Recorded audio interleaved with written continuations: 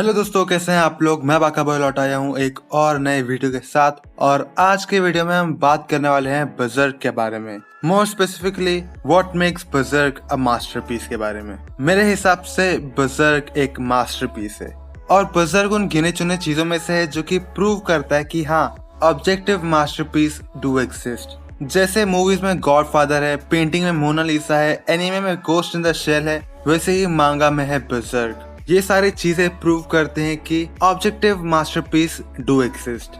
अक्सर हम ऐसा कहते हैं कि हाँ, हर किसी का अपना अपना पसंद होता है, हर किसी के लिए कुछ मास्टरपीस होता है और ऑब्जेक्टिव मास्टरपीस जैसी कोई चीज नहीं होती, तो ये बिल्कुल गलत है। ऐसा हम सिर्फ इसलिए कहते हैं ताकि कल को कोई भी नुबड़ा उठ के ऐसा ना बोले कि हाँ भाई, स्वॉर्ड आर्ट ऑनलाइन मास्टरपीस है, किसी और को लगे ना लगे पर मेरे लिए ये मास्टरपीस है। तो ऐसा नहीं होता। फॉर एग्जाम्पल गॉडफादर ही ले लो। वैसे मुझे नहीं लगता कि कोई ऐसा होगा जो ऐसा नहीं मानता होगा, पर गॉडफादर एक मास्टरपीस है। और अगर कोई ऐसा बंदा उठ के बोले कि नहीं, मेरे को तो गॉडफादर मास्टरपीस नहीं लगता, या मुझे पर्सनली गॉडफादर इतना पसंद नहीं है, तो मेरे लिए वो मास्टरपीस नहीं है, तो ऐसा नहीं होता। जो चीज मास्टरपीस है वो चीज मास्टरपीस है। तुम्हारे मानने न मानने से कुछ नहीं होता। मैं ये मानता हूँ कि नॉट एवरीवन कैन अंडरस्टैंड और अप्रिशिएट इट्स ब्यूटी, और जिसमें कुछ गलत भी नहीं है। जैसे कि अभी आप मुझसे पूछोगे मोनालिसा की पेंटिंग के बारे में, तो मुझे पेंटिंग का ना ही शौक है ना ही उसके बारे में कुछ नॉलेज है। तो मेरे लिए भले मैं जानता हूँ कि मोनालिसा की पेंटिंग मास्टरपीस क्यों है, ऐसी क्या चीज है जो उसे मास्टरपीस बनाती है। जैसा कि आपको पता होगा कि पहले टाइम पे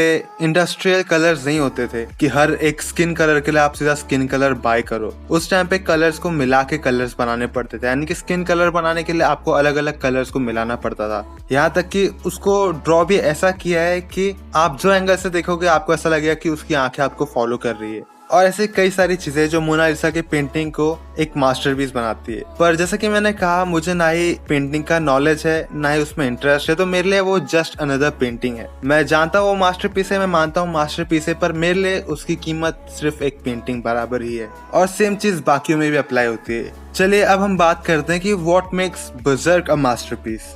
तो it's not the story, it's not the characters, it's not the art, it's not the creativity, it's not the ability of Miura Sensei to create a dark and magical world, it's not the journey of our main character, but it's all of them. ये सारी चीजें मिला के बजर्क को एक masterpiece बनाती है। बजर्क का मांगा स्टार्ट हुआ था 1988 में, और उस टाइम के हिसाब से ये जो मिस्टीरियस और मैजिकल जर्नी शुरू की है मियुरा सेंसे ने, उसकी मैं कभी तारीफ करते नहीं थक सकता। जैसा कि आपने कई बार मेरे मुंह से सुना होगा, बजर्क मेरे ना ही सिर्फ एक मांगा है, बल्कि मेरे हिसाब से वो one of the best literature work है। जब भी हम किसी लिटरेचर का भी नाम लेते हैं, किसी बुक का, चाहे वो हैमलेट हो, चाहे वो शेक्सपियर का कोई प्ले हो, चाहे वो कोई भी लिटरेचर की चीज हो, तो उनमें बेस्ट में से एक मैं बजर्क को ही मानता हूँ। I can not emphasise enough, Berserk is an objective masterpiece, and if you don't think so then you are at fault. Berserk story है एक डार्क फैंटेसी वर्ल्ड की, जो कि पहले से ऐसा नहीं होता है। जैसे जैसे स्टोरी प्रोग्रेस होती है वर्ल्ड चेंज होता है। बजर्क में काफी सारी चीजें हैं, पर उसका जो मेन थीम है वो है फेट, किस्मत, डेस्टिनी।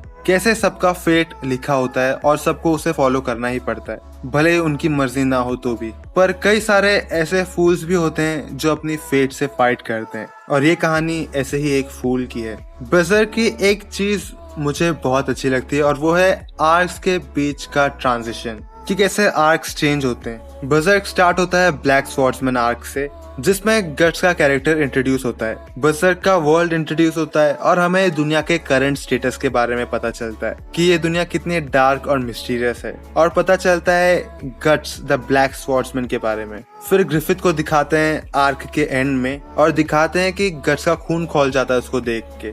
उसके मन में सिर्फ एक ही चीज होती है कि उसे ग्रिफिथ को जान से मारना है, भले इस प्रोसेस में उसकी खुद की जान क्यों ना चली जाए। और वो देख के इतना एक्साइटमेंट होता है, और मन में एक ही सवाल आता है कि ऐसा क्या हुआ इन दोनों के बीच में कि गट्स इससे इतनी नफरत करता है कि वो उसे एकदम जान से मार देना चाहता है। भले उसका खून निकल रहा है, हड्डियां चूर चूर हो गई, वो उठ भी नहीं पा रहा है, पर फिर भी उसके मन में एक ही चीज है कि मरने से पहले यार बस इसे जान से मार दूं। और फिर स्टार्ट होता है गोल्डन एज आर्क, और फिर स्टार्ट होती है गट्स की मर्सनरी लाइफ की स्टोरी, कि कैसे वो ग्रिफिथ और बैंड ऑफ हॉक्स से मिला होता है, और पूरा हिस्टोरिकल वे में जा रहा होता है सीरीज, बिना किसी फैंटेसी एलिमेंट के। ऐसा लगता है कि ये अलग ही दुनिया है उससे जो कि पहले दिखाया था, और सच कहूं तो वो अलग ही दुनिया होती है। फिर फास्ट फॉरवर्ड करते हैं गोल्डन एज आर्क के एंड में। ग्रिफिथ का प्लान कामयाब हो जाता है और बहुत कुछ होता है, मैं आपको स्पॉइलर नहीं दूंगा। फिर चालू होता है कन्विक्शन आर्क, जो कि ब्लैक स्वॉर्ड्समैन आर्क का कंटिन्यूएशन है। कन्विक्शन आर्क में गट्स मिलता है कुछ इंपॉर्टेंट कैरेक्टर्स से जो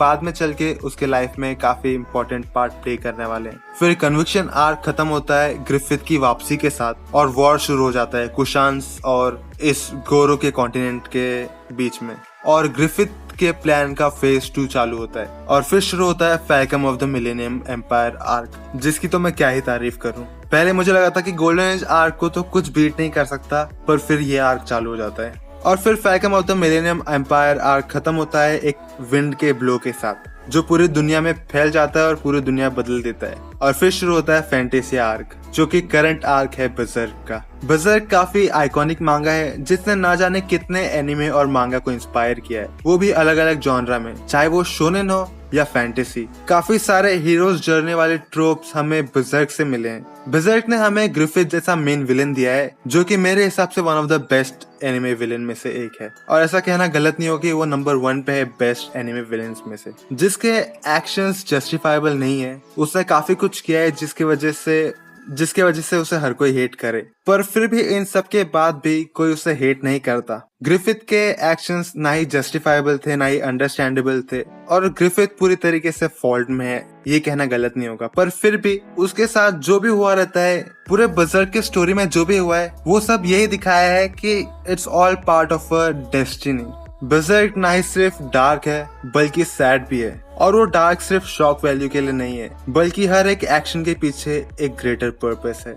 ऐसी काफी सारी चीजें हैं जो बजर्क को एक ऑब्जेक्टिव मास्टरपीस बनाती है, जो कि आपको बजर्क पढ़ते टाइम पता चल ही जाएगा। It was the first of its kind and till this day it's one of its kind. तो चले दोस्तों, बस आज के लिए इतना ही। आई होप कि आपको ये वीडियो पसंद आया होगा। मैंने इसे स्पॉइलर फ्री रखने की कोशिश की है, पर मैं बजर्क के बारे में काफी बात करना चाहता हूँ, तो फ्यूचर में एक डिटेल्ड वीडियो जरूर आएगा बजर्क के ऊपर, जिसमें मैं बजर्क के ऊपर बात करूंगा आधे घंटे तक, आराम से आधे घंटे का वीडियो तो वो होगा। तो चले दोस्तों, बस आज के लिए इतना ही। अगर आपको ये वीडियो पसंद आए तो इसे लाइक करना, अगर आप मेरे चैनल में नहीं हो तो सब्सक्राइब करना, और मैं मिलूंगा आपको अगले वीडियो में। तब तक के लिए बाय।